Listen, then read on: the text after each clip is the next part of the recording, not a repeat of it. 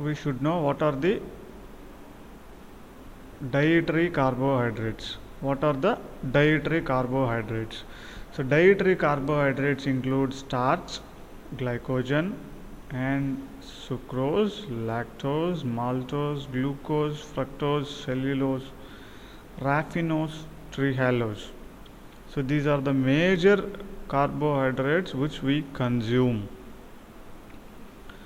So the composition of each dietary carbohydrate, if we see, we have already discussed. Of course, we have already discussed in the previous chemistry classes, but now here again a quick revision of the same is being shown. Now starch contains two parts, amylose and amylopectin. Amylose is made up of alpha glucose and alpha glucose molecules linked by 1,4-glycosidic linkage, and amylopectin is apart from alpha 1,4-glucose residues, glycosidic bonds linking the glucose molecules. We have alpha 1,6-glycosidic bonds also. These bonds can be seen at the branching points. Now sources of starch, if we see, it is rice, wheat, potato, corn, bread. All these are very good source of starch. Another dietary carbohydrate is sucrose, which is a disaccharide. It is a non-reducing disaccharide which consists of glucose, alpha glucose and beta fructose. So the glycosidic bond present in sucrose is alpha 1,2, alpha beta 1,2 glycosidic linkage. The sources of sucrose include cane sugar, table sugar, pineapple, carrot, etc. Now lactose is another disaccharide which is a dietary carbohydrate. It consists of two sugar units in its structure made up of galactose and glucose. So the linkage between galactose and glucose is beta 1,4-glycosidic linkage. So this is a disaccharide mainly present in the milk. So source of lactose is milk. Now glycogen is another dietary carbohydrate. So glycogen is also called as animal starch, is stored in the animals. It is not a plant substance. So this is also that is why it is called animal starch. So like amylopectin in starch, glycogen is also made up of glucose with more and more branching points compared to the starch.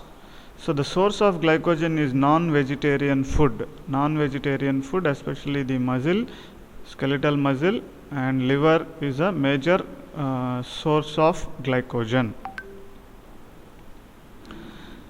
The other dietary carbohydrates include glucose, fructose, cellulose. So you know glucose is a simple monosaccharide. It is a 6-carbon carbohydrate compound. It is mainly present in the fruits, in the honey, in grapes, orange. Likewise the fruit juices consist of this glucose. Fructose is also mainly present in fruits, and in the honey also fructose is present. This is also a dietary monosaccharide. Now cellulose is a disaccharide, is a polysaccharide. Cellulose is a polysaccharide which consists of glucose molecules. All glucose molecules are linked by beta 1,4-glycosidic linkage. So we human beings doesn't have the enzyme cellulase which can cleave this beta 1,4-glycosidic linkage of cellulose. So cellulose cannot be digested by the human beings, and it acts as a dietary fiber. It adds fiber content to the food substance, and no enzyme to digest cellulose in humans, that is like glycosidase or cellulase enzyme. So it cannot be digested, it acts as a fiber only. Okay. Now coming to the actual digestion part of the carbohydrates. Carbohydrate digestion begins in mouth. In the mouth, salivary glands produces the saliva, and as and when we take the food, the saliva mixes up with the food substance. Okay. So the saliva contains an enzyme, very important enzyme called salivary alpha amylase. Salivary alpha amylase. So what this salivary alpha amylase enzyme will do? So let's say this is a glycogen molecule, is a complex carbohydrate molecule, complex polysaccharide. Okay, so you can see the dark circles here. These dark circles are nothing but branch points. At these branch points, the alpha 1,6 glycosidic bond is present, and all other circles, white circles, are linked by alpha 1,4 glycosidic bond. Okay, only at the black circles or dark circles it is branch point where it is having alpha 1,6 glycosidic bond. Okay, now this salivary alpha amylase, what it will do, it can cleave the alpha 1,4 glycosidic bonds present between the glucose molecules randomly. Okay, so it randomly cuts the alpha 1,4 glycosidic bonds present in the complex carbohydrate substances. Okay, so as a result, what will happen, some disaccharides, some oligosaccharides, okay, with 4 to 10 subunits, 2 subunits. Likewise, you will get some disaccharides, some oligosaccharides are produced by the action of salivary alpha amylase. Okay, so the digestion of carbohydrate begins in the mouth. So what this salivary alpha amylase is doing, it cleaves alpha 1,4 glycosidic linkages of starch or glycogen. So this amylase can digest starch or glycogen to oligo and disaccharides like maltose and maltotriose. So this diagram shows the summary of the carbohydrate digestion. Now the dietary carbohydrates include starch, lactose, sucrose, cellulose. Okay, so when we consume or when we take as a diet, so in the mouth, when the food enters taken into the mouth, the salivary glands secrete the saliva, and the saliva contains an enzyme called salivary alpha amylase. So by the action of salivary alpha amylase, starch and other glycogen polysaccharides are broken down to dextrins, limit dextrins, maltose, maltotriose, isomaltose, and other disaccharides are produced from the polysaccharides because of the action of salivary alpha amylase. The main action of salivary alpha amylase is it cuts alpha 1,4 glycosidic bonds. Okay, now what happens now in the pharynx and esophagus, there is no significant digestion of carbohydrates. Now food passes through the esophagus into the stomach, and in the stomach the food is stomach acts as a reservoir only, and if you know that the HCl is produced in the stomach, it maintains the low pH, high acidic pH environment is maintained in the stomach. So this acidic nature may help in the hydrolysis or digestion of the glycosidic bonds. Okay, now because of the low pH or high acidic nature in the stomach, the action of salivary alpha amylase will stop. Action of salivary amylase will stop, and there is no significant carbohydrate digestion in the stomach. Now from the stomach, food enters into the small intestine. So in the duodenum, there is secretion of bile juice and pancreatic juice. Now this pancreas produces pancreatic juice through its exocrine function. This pancreatic juice contains an enzyme called pancreatic alpha amylase. Pancreatic alpha amylase. So this enzyme is different from the salivary alpha amylase by having one more additional function when compared to the salivary alpha amylase. I said salivary alpha amylase can cleave only alpha 1,4 glycosidic bonds, but pancreatic amylase, in addition to the cleavage at alpha 1,4 glycosidic bonds, it can also act on alpha 1,6 glycosidic bond, which is present at the branch points. So as a result, what happens? The branch point which is not cleaved by salivary amylase is also cleaved now because of the action of pancreatic alpha amylase.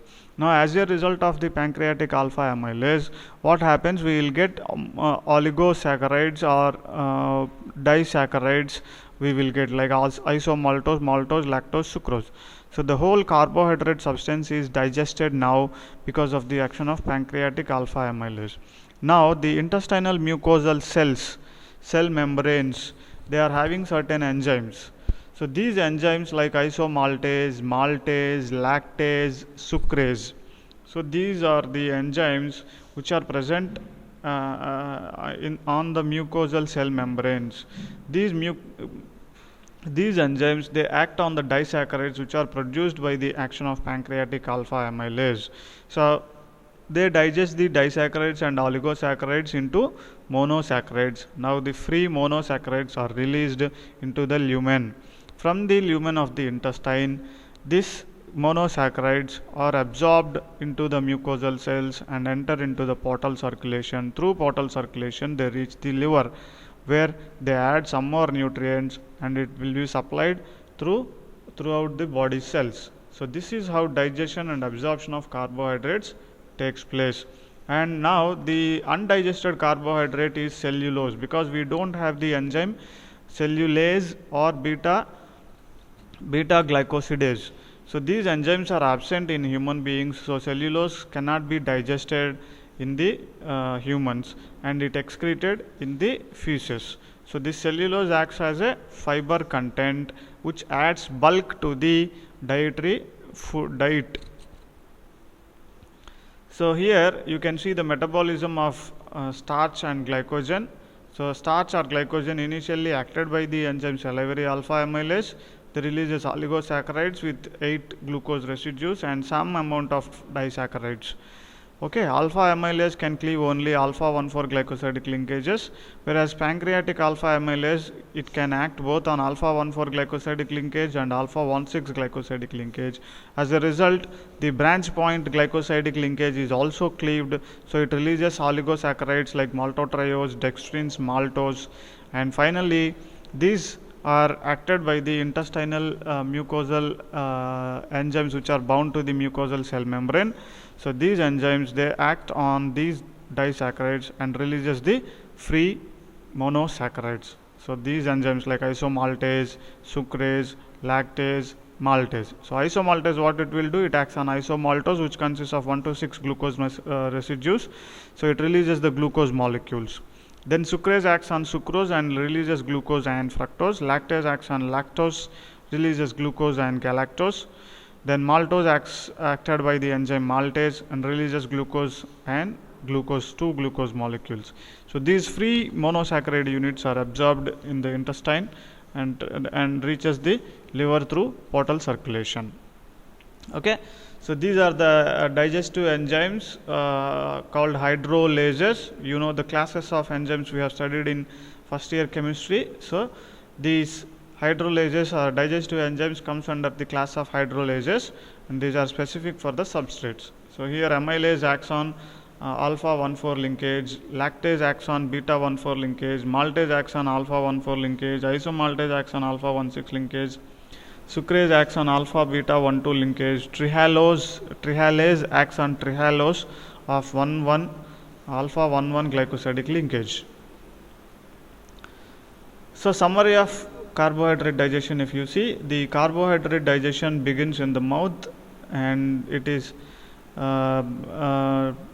acted on mainly on polysaccharides to convert them into dextrins and oligosaccharides and disaccharides. Mainly the action is on breaking of alpha 1,4 glycosidic linkage.